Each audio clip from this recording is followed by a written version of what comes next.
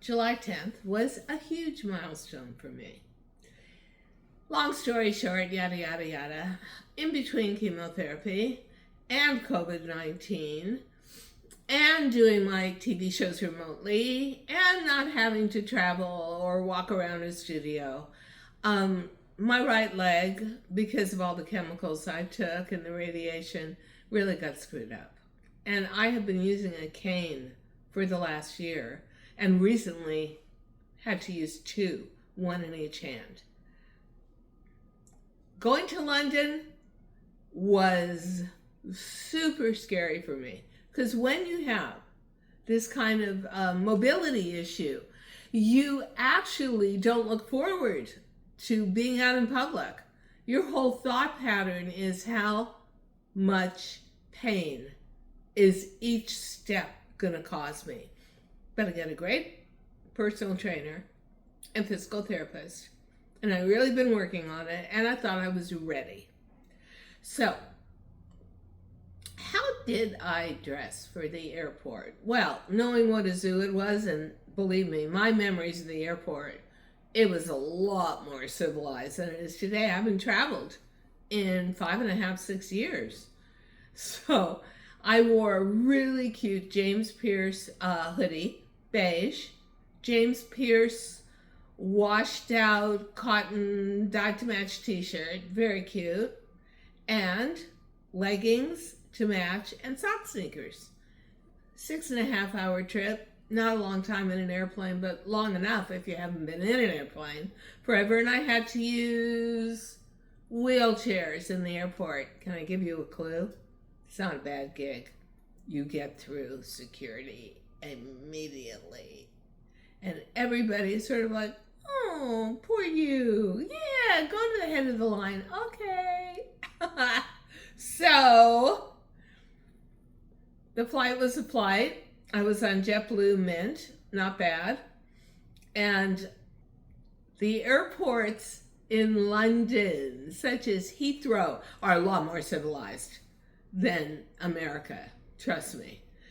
Okay, so that was a good outfit. Then we get to the hotel. The hotel is where I stayed always, the Chelsea Harbour Hotel, for my TV shows, QVC, UK. Beautiful.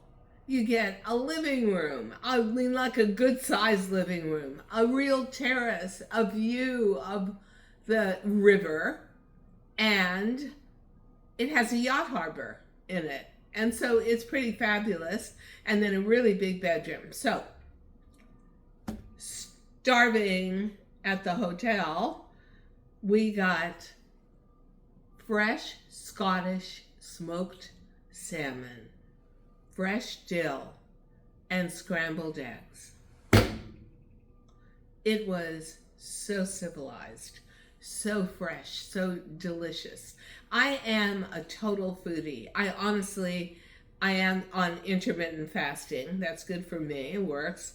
But I think about food all the time because I only have one meal a day. So I want that to be so special. In London, I had a meal and a half a day. So our first dinner in London was at a restaurant, a new Chinese, Asian influenced restaurant called Tattu.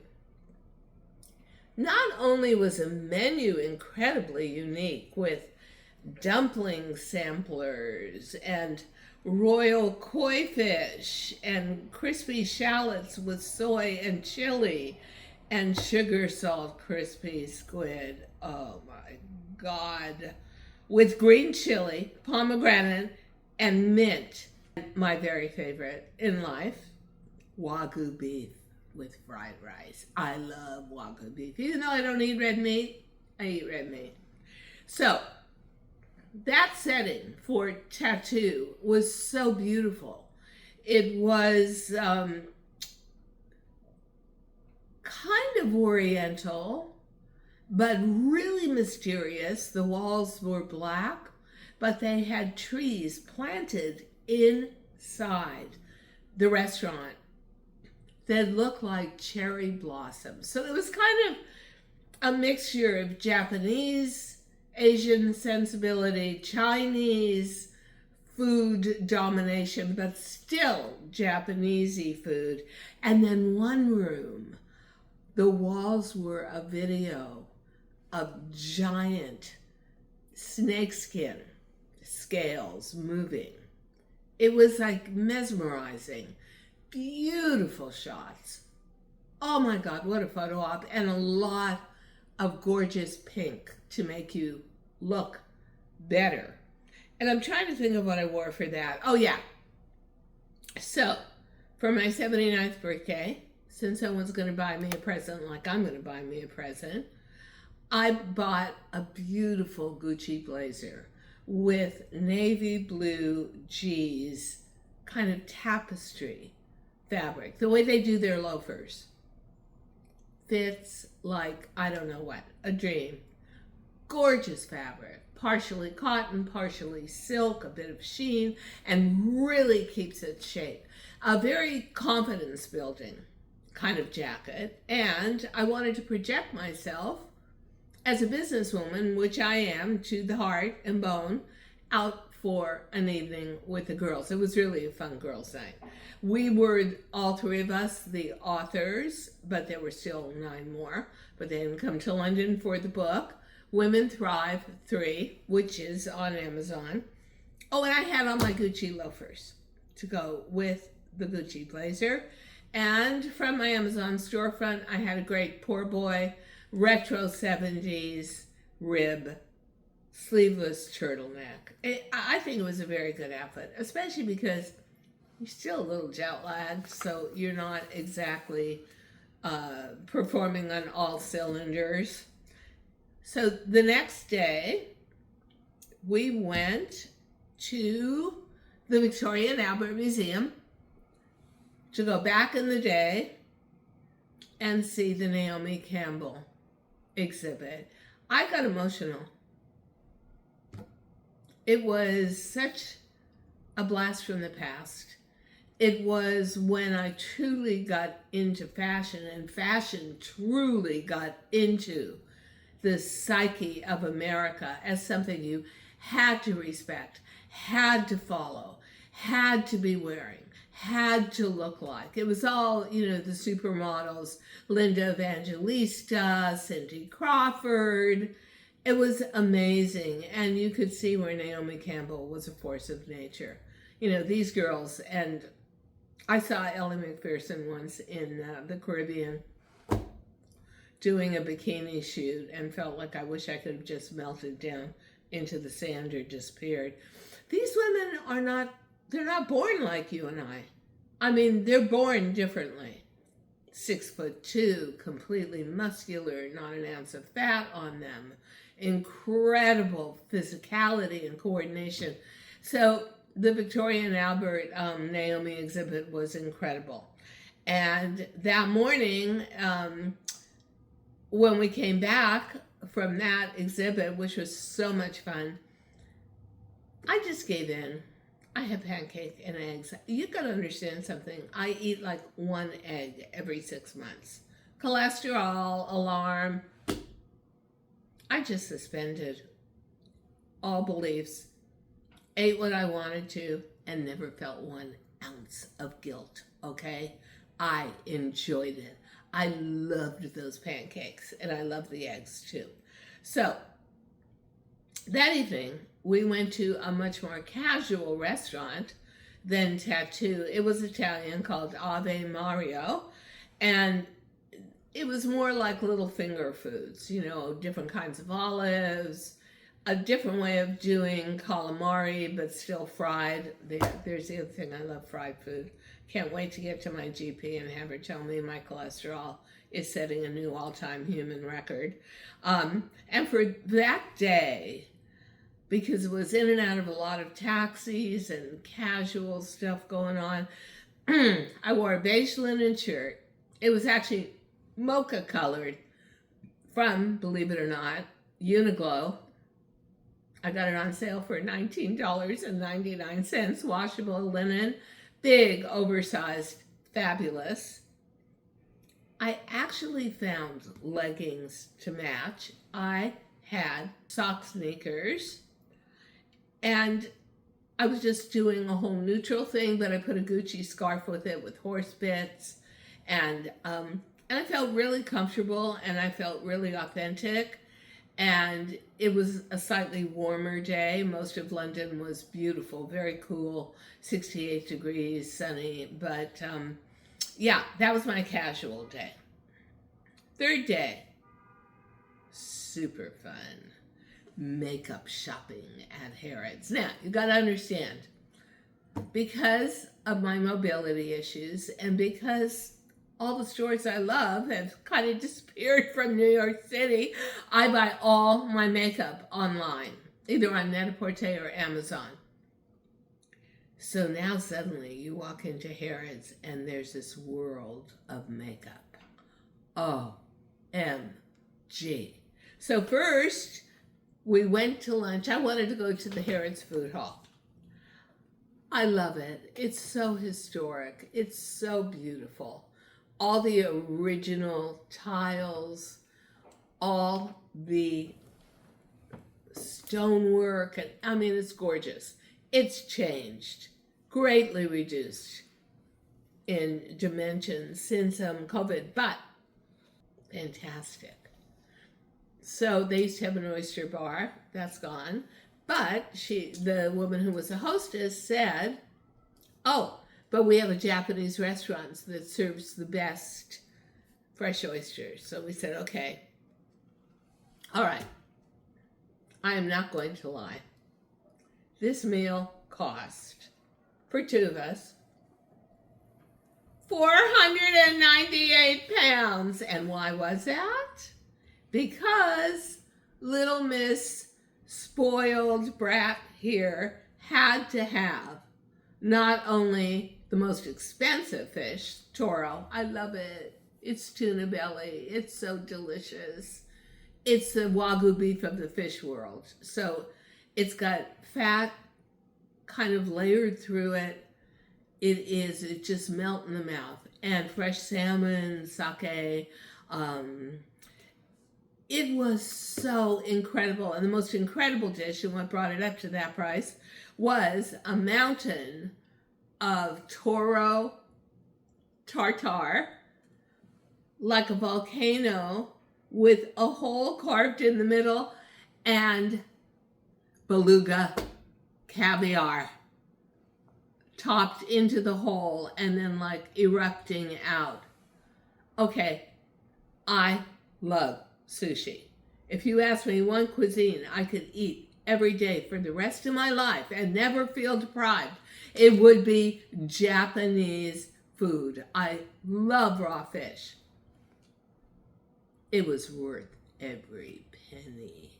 It was exquisite. If you get to London, you have got to go to Harrods, go to the food hall, have that Japanese lunch. Oh my God, even the edamame were superior. So I was in seventh heaven. I was like so happy when I have a really good meal that's worth the money. I feel good about it. I just was like, I'll remember that meal for the rest of my life for the quality, the incredible taste, and the way they put everything together. Wow, they were just top of the line. Then comes the cosmetic and beauty shopping. So Harrods kind of reconfigured itself. But the ground floor is a huge section of cosmetic queens like Charlotte Tilbury and skincare. I got introduced to new products from Charlotte Tilbury, this thing you spray on, and it actually draws more color out of your makeup, but it also sets it. So that was great.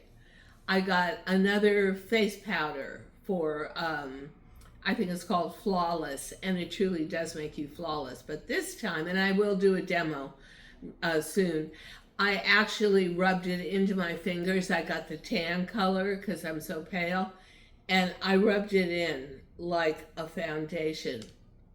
Fantastic. Wow. Truly flawless airbrush.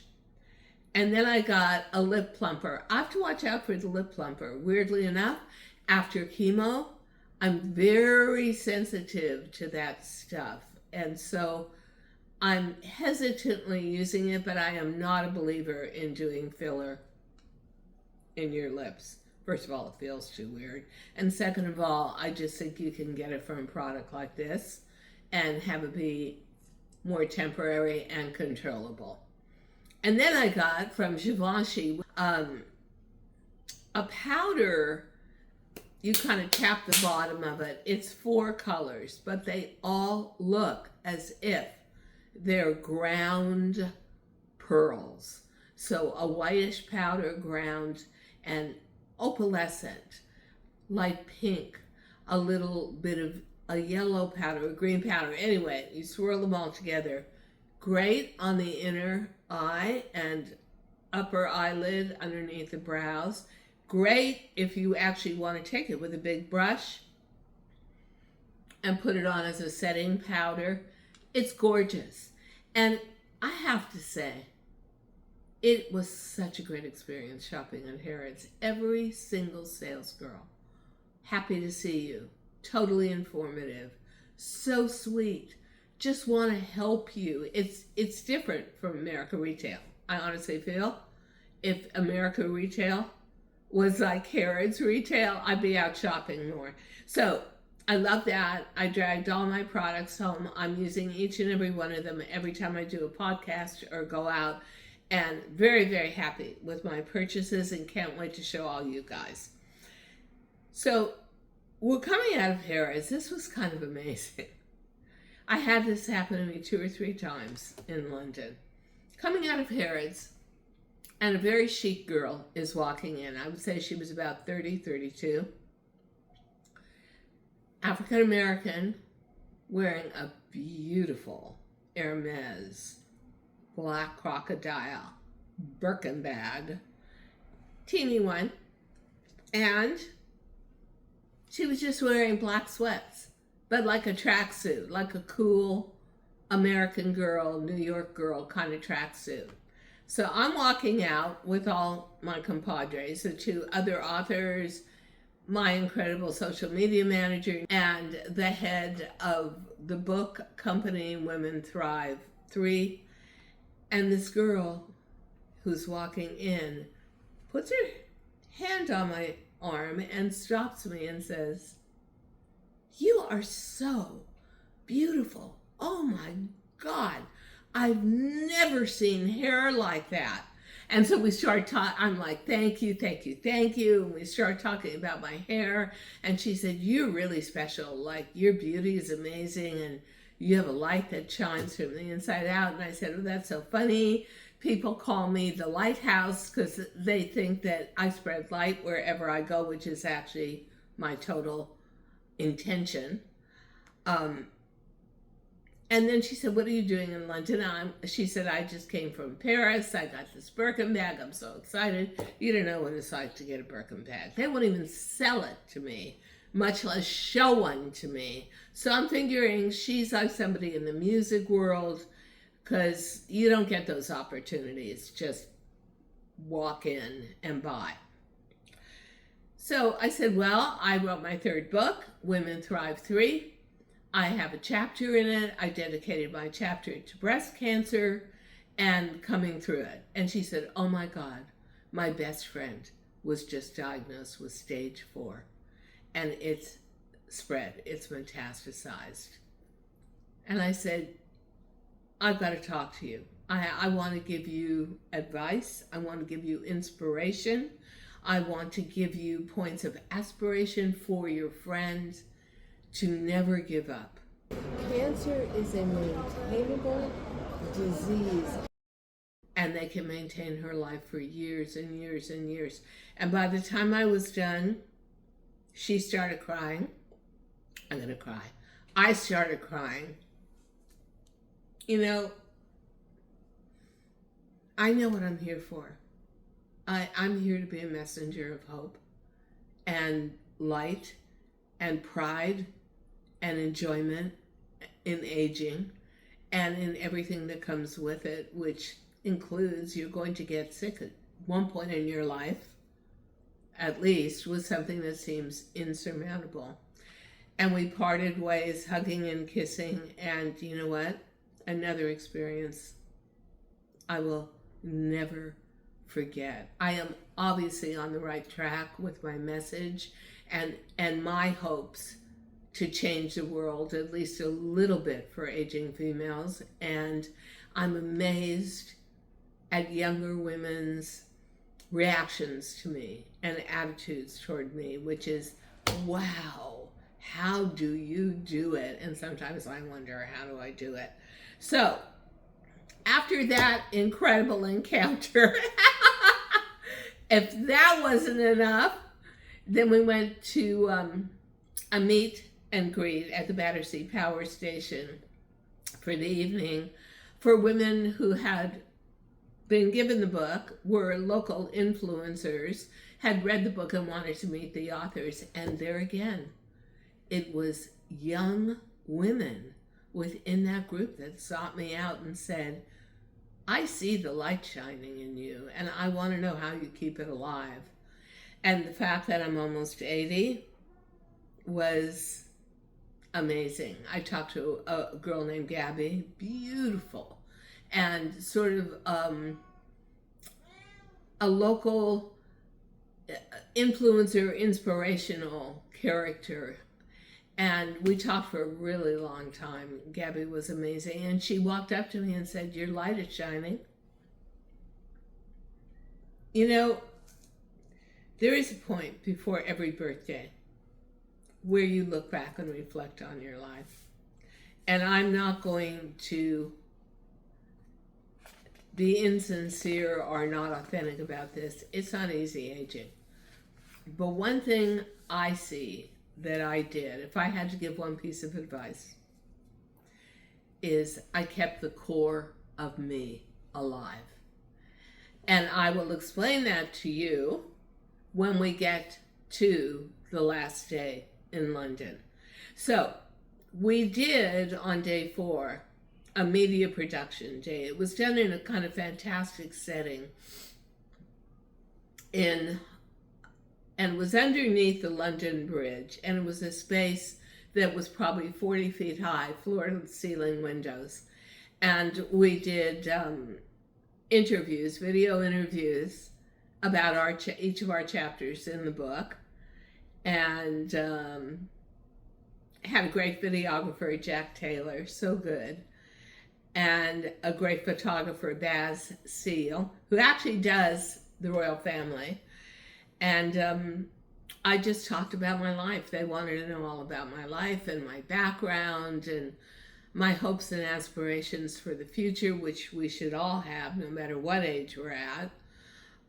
And Jack Taylor, the videographer, came to me afterwards. I think he was about 44, and said, "You were incredible. You're the wisest woman I've ever heard speak."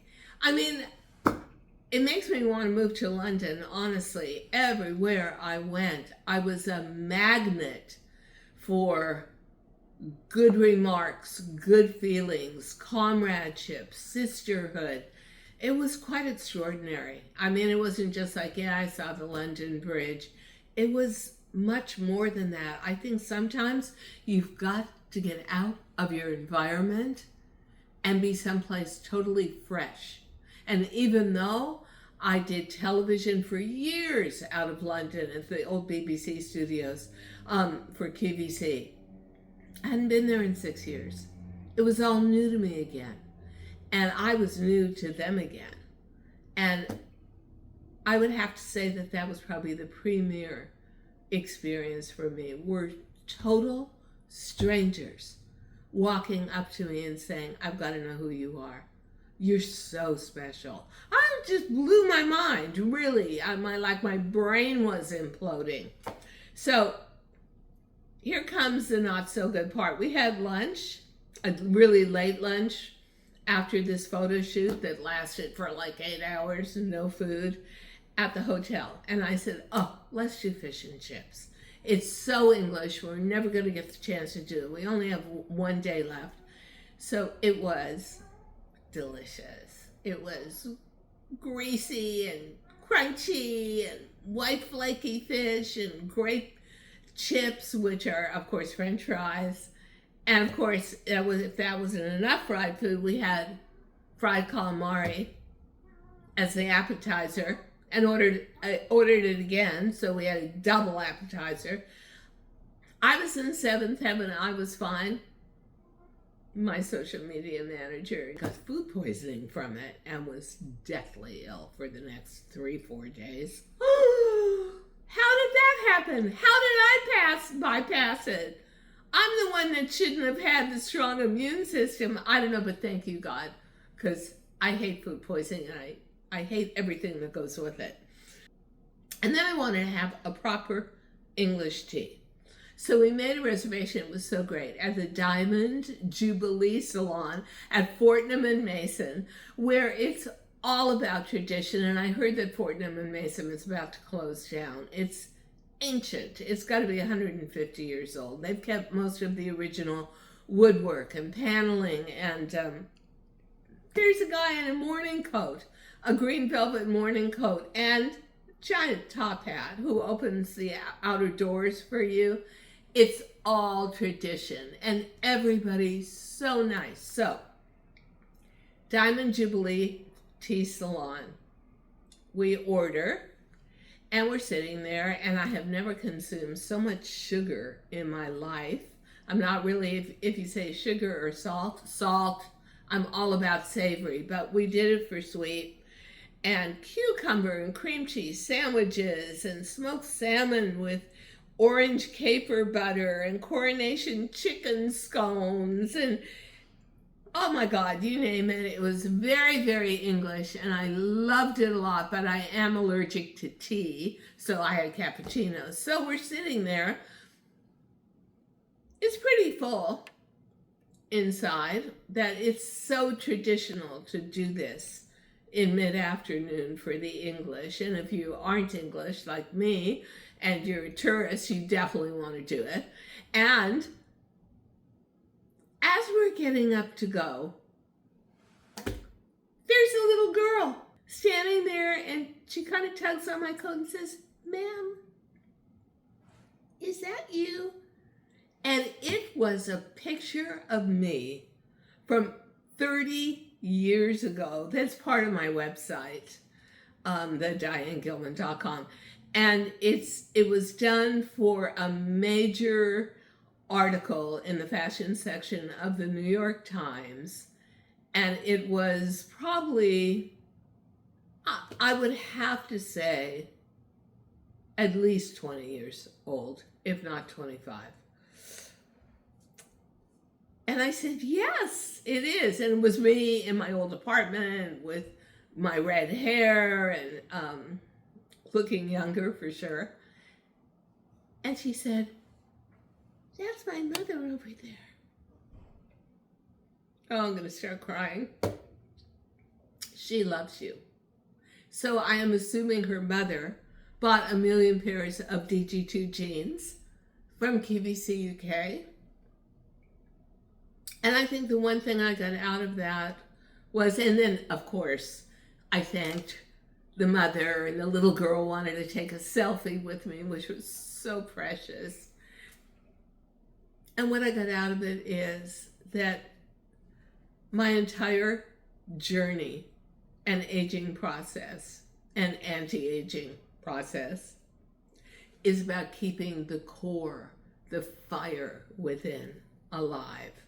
And I was actually amazed when we did a photo review of all the photos, the galleries we took in London for social media, how much I still exude the same energy on camera that I did almost a quarter of a century ago. And when I talk about too young to be old, that's what I wish for all of us, that you are able to keep your core fire burning. So, what did I wear to Fortnum and Mason? Something I really love. I am telling you, and I'm making a prediction, that silk scarf print shirts, placed prints are going to have a good place in fashion for the next year or so. And so I had bought one a couple of years ago at Louis Vuitton. Gorgeous. When I worked in silk and washable silk, I think we could do like 14 mummy, maybe 18 mummy. That's the thickness and the tightness of the weave. This shirt, which has horse bits and saddles, and it's all in shades of white and black and gray and beiges, and perfect for me, was like 50 mummy. It was beautiful. Very loose, very oversized, but sort of tells a very prestigious story of being a fashion person. Not overdone, but definitely attention getting, definitely up there in terms of being refined. And I wore it with a pair of black leggings and Gucci loafers and just loved it. So that was the last public encounter, and that was extraordinary for me to have that. Meant a lot to me, and I will always remember it. That little girl was so cute. And then the travel outfit home was, I don't really give a beep beep how I'm dressed going home. It was 68 degrees, gorgeous in London.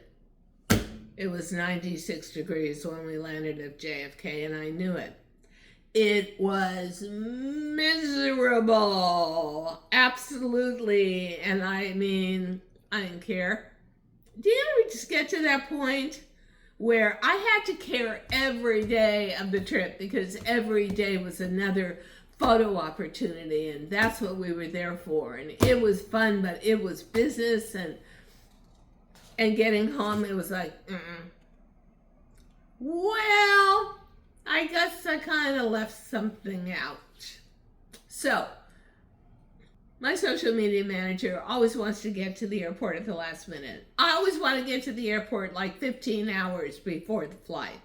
So, not knowing how bad the traffic was going to be in the morning getting to the airport, we left early, we got there early, and I'm in a wheelchair. Although I don't think, maybe my next trip I won't be, but frankly, there's a lot of advantages to it.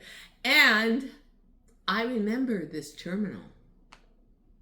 So we get through everything we have to get through, all the stupid stuff with, oh, you packed your makeup in your handbag, we've got to test everything for bomb material. When we're through with all of that, I said, where's our gate? Downstairs. I said, Nina, I remember this terminal. It's got really good shopping. Naturally, what would I remember out of a trip, right? So we get down to that level, and there it is. Dior, Burberry, Gucci. And I said, oh, let's go into Gucci. Now, I have a tradition. With every major event in my life, I have bought one item of either clothing or accessories, but let's bundle it under fashion. And it always enhances the memory of the event or the trip. So I had wanted to stop in Harrods at the Gucci department downstairs, and where they sell their handbags, they also have their scarves, but everyone else is trailing along and they're buying their cosmetics, and there just was no time left. So I said, okay, let's go scarf shopping. And the young girls in the shop were like, you have the most beautiful skin we've ever seen. One of them goes and grabs a pen and a piece of paper and says, I want to write down every single product you use. I said, you know, it's really worth it because you're young now, you're under 30. If you take good care of your skin, it's going to look like this at 80. Oh my God, you're 80. Oh my God. Well, 79, but I'm going to cheat and say 80. It's a good round number. And we wound up having this long conversation about how scary aging was, how could they age like me, what were we doing in London, how glamorous we were. And so that was a third encounter. with women far away from my age group, but knowing that there's a lot of hurdles to get there, and how do you do it? And then, of course, I failed to mention, bought a beautiful scarf, a beautiful Gucci scarf in all shades of blush makeup tones, but very traditional, and a beautiful little card case where you can put your money in there, you can put a subway token in there, and stamped with Gucci G's. And so there I am again, putting my imprint on the trip with fashion. And I think it was maybe the most valuable trip of my life. It told me I was aging correctly. It told me my message that I'm trying to get out through my podcasts and my short videos is completely valid. And so many females want to know about how to make the journey into old age vitally and correctly. It really reinvigorated me. It gave me more sense of purpose than ever, which is hard because I'm like all about sense of purpose. And I almost felt like I manifested this positive energy around me and having people just gravitate towards me, because actually I'm pretty scary, and most people are really, they'll look at me out of the corner of their eye, but they don't want to make full eye contact. They don't know what that involves, but not in London. And so I thank the universe for this trip. It chokes me up. But if you are very, very blessed, you'll come along with me on this journey and we'll enjoy it together, and you'll have these kind of experiences too, where people just come to you and tell you you're doing it right, and thank you. And so I thank all of you. It was maybe the greatest trip of my life, although I have been around the world several times.